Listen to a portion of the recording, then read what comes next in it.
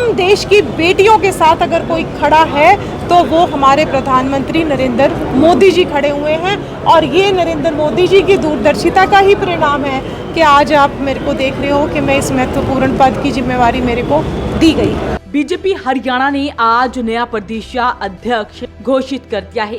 पानीपत की डॉक्टर अर्चना गुप्ता को ये जिम्मेदारी दी गई है। 23 साल बाद कोई महिला हरियाणा बीजेपी की अध्यक्ष बनी है। मैं आप सबके चैनल के माध्यम से हमारे देश के यशस्वी प्रधानमंत्री आदरणीय नरेंद्र मोदी जी, हमारे राष्ट्रीय अध्यक्ष आदरणीय नितिन नवीन जी और हमारे गृह मंत्री आदरणीय अमित शाह जी, हमारे कैबिनेट मंत्री आदरणीय मनोहर लाल जी और हमारे प्रदेश के यशस्वी मुख्यमंत्री आदरणीय नायब सिंह सैनी जी, हमारे राष्ट्रीय संगठन मंत्री, प्रदेश के संगठन मंत्री और हमारे शीर्ष नेतृत्व, सभी का मैं दिल की गहराइयों से बहुत बहुत धन्यवाद करती हूँ। उनको वंदन करती हूँ, अभिनंदन करती हूँ और उनका आभार प्रकट करती हूँ कि उन्होंने आज एक महिला में इतनी अपना विश्वास जताया और प्रदेश अध्यक्ष जैसी महत्वपूर्ण जिम्मेवारी मेरे को दी।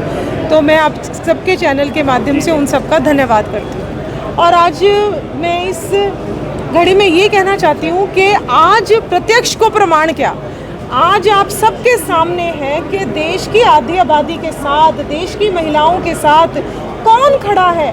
आज इस आधी आबादी के साथ उनका बड़ा भाई बनकर, उनका गार्जियन बनकर, उनकी चिंता करने वाला कोई खड़ा है तो वो देश के प्रधानमंत्री नरेंद्र मोदी जी खड़े हुए हैं। आज अगर हम विपक्ष की बात करें तो नारी शक्ति वंदन अधिनियम एक ऐसा महत्वपूर्ण बिल था जिसमें देश की आधी आबादी को केवल 33% का आरक्षण तो मिल रहा था। बहनें आगे आती, राजनीतिक क्षेत्र में उनकी भागीदारी बढ़ती, देश के निर्णय लेने में उनका भी योगदान होता, लेकिन उस काम को होने नहीं दिया। चाहे वो कांग्रेस पार्टी थी, चाहे सपा थी, चाहे टीएमसी थी, चाहे डीएमके थी, इन सारी पार्टियों ने मिलकर हम देश की महिलाओं की पीठ में छुरा घोंपा। इन सारी पार्टियों ने मिलकर हम देश की महिलाओं के साथ विश्वासघात किया।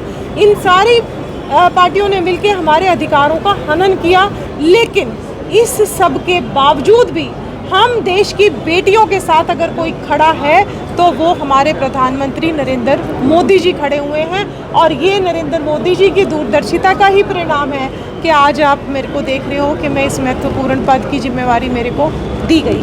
मैडम, प्रदेश अध्यक्ष की सूचना आपको कैसे मिलेगी, फोन पर या किसने दी?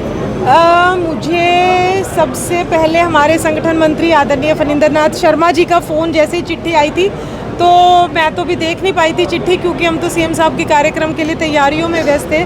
तो सबसे पहला फ़ोन मेरे पास हमारे संगठन महामंत्री आदरणीय फणींद्रनाथ शर्मा जी का आया कि आपको बहुत बहुत बधाई है, और फिर उसके बाद तो आप सब देख ही रहे हैं। मैडम, जिम्मेदारी बड़ी है, पूरा प्रदेश देखना होगा, तो ऐसे में कुछ चुनौतियाँ भी सामने हैं। देखिए, चुनौती एक मुझे ऐसे लगता है कि 2.5 साल से करीब 2.5 साल से मैं महिला प्रदेश महामंत्री के तौर पर भी काम कर रही थी। मुझे ऐसे कोई चुनौती वाली बात नहीं दिख रही है, क्योंकि हमारे जो पहले के चारों मान लो प्रदेश अध्यक्ष थे, चाहे आदरणीय सुभाष बराला जी रहे, चाहे धनखड़ जी रहे, चाहे उसके बाद नायब सिंह सैनी जी रहे, चाहे बड़ोली जी रहे, सभी प्रदेश अध्यक्षों ने बहुत मजबूती के साथ काम किया है और आज हरियाणा में एक मजबूत संगठन खड़ा हुआ है। ये संगठन उतनी ही मजबूती के साथ काम करे। अगर कहीं कोई कमजोरी है तो उस कमजोरी को दुरुस्त करने का काम, और सबसे बड़ी प्राथमिकता रहेगी कि जो पार्टी की सोच है, जो मोदी जी की सोच है कि महिलाओं को आगे लेकर आना है, तो वो सोच को और आगे बढ़ाने का कि हरियाणा में हमारे संगठन में महिलाएं और ज़्यादा से ज़्यादा जुड़े, ये एक प्राथमिकता मेरी रहेगी। महिलाओं के लिए कुछ खास सोचा ना? महिलाओं के लिए कि महिलाएं जुड़े, और आज आप सबके चैनल के माध्यम से मैं अपने पूरे के पूरे परिवार का बहुत धन्यवाद करना चाहती हूँ, क्योंकि मेरे परिवार में मेरे दादाजी स्वतंत्रता सेनानी थे, लेकिन उसके बाद हमारी कोई राजनीतिक पृष्ठभूमि नहीं थी। एक चिकित्सक होने के बाद जैसे मुझे 2015 में महिला मोर्चा का जिलाध्यक्ष बनाया गया, तो उस समय एकदम चुनौती थी। मेरा परिवार इतना तैयार नहीं था राजनीतिक क्षेत्र में कदम रखने के लिए, और उनको डर लगता था कि हमारी बेटी, एक अच्छे परिवार की बेटी राजनीतिक क्षेत्र में जा रही है।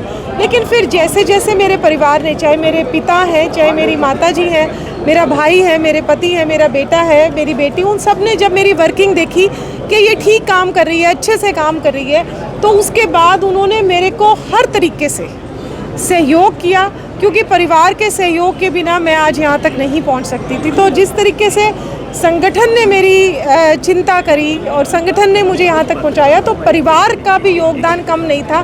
तो मैं आज आप सबके चैनल के माध्यम से कहना चाहूँगी कि जो भी बेटियाँ आगे आना चाहती हैं, राजनीतिक क्षेत्र में काम करना चाहती हैं, उन सब को उनका परिवार अगर साथ दे तो बेटियाँ अच्छा काम करके दिखा सकती हैं, लेकिन परिवार साथ दे तो बहुत अच्छा रहता है।